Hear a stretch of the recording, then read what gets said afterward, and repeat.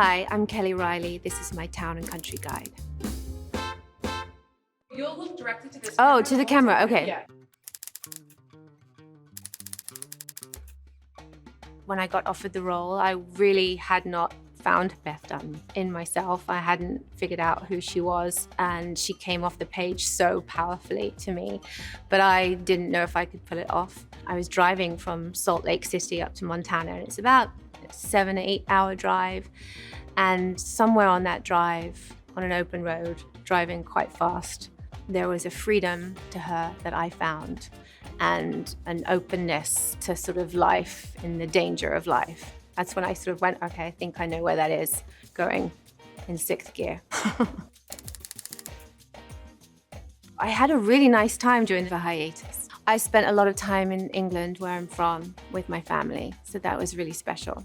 Was it challenging to pick up filming? It was somewhat challenging picking up filming, but I'd been playing this role and we'd been working together with the same crew and the same cast since 2017. So it's also just sort of like getting into the zone of it and just putting her back on. It was fun and I had missed her. Some of them. Is there a reason for that asterisk? Well, you don't want to listen to all of them. There's a lot of them. I think the advice that I usually take on set is from the camera people, or Christina, or Michael Freeman, or Taylor Sheridan, whoever's the director.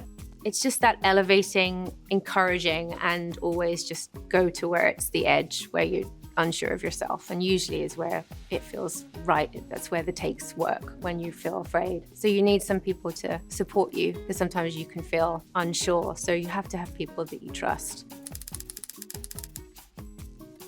I don't think anybody imagined how big the show would get. The fan following was incredible.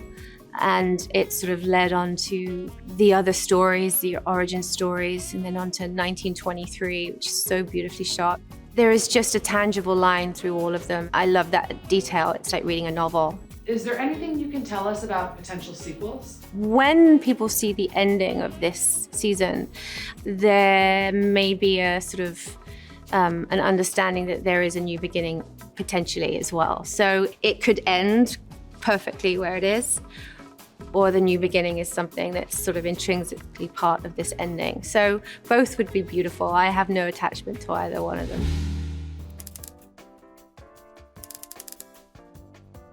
I don't like fuss. I don't like having my hair and makeup done. I'm happy to disappear in character, but for myself, I want to crawl out of my skin. I have one glam team member, and that is my hairdresser, Tim Muir, who's also one of my best friends. And he always gives me the advice to just be myself and relax and enjoy it, and don't be so stressed. And then he calls me some sort of insulting name, and it's perfect.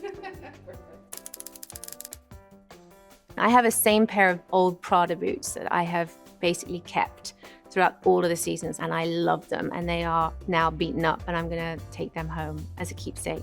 I used to have my dad's old leather jacket from the 70s. I think I like things that are slightly beaten up, that have a good smell, that has good texture, has a story to it. Is there an overlap between your style and Beth Dutton's? Everything about Beth is sort of premeditated, especially the earlier seasons. When she puts on a dress or a suit or a heel, it's always a sort of a weapon, or there's a reason why she's wearing what she wears. I'm not like that. I just want something comfortable mostly, or something that I think is beautiful. But I think some of the floral dresses that she wears with a pair of boots, that's definitely something that I've given to her.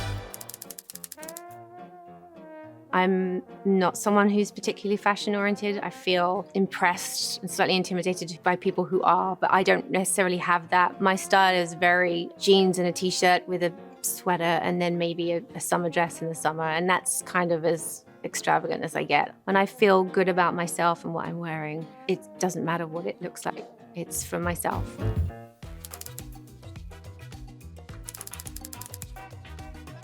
Montana is full of ranches where you can stay and ride and go fly fishing. And the two that I do know is the ranch at Rock Creek, which is in the Bitterroot Valley where we film the show. And then the other one is, oh, it's beautiful. It's called the Green O. And that's definitely, if you want a snob's guide, it's very elegant, and it's these beautiful tree houses, and the food is extraordinary. If you want to get away from everywhere with someone you love in somewhere magical, that's a good place to go.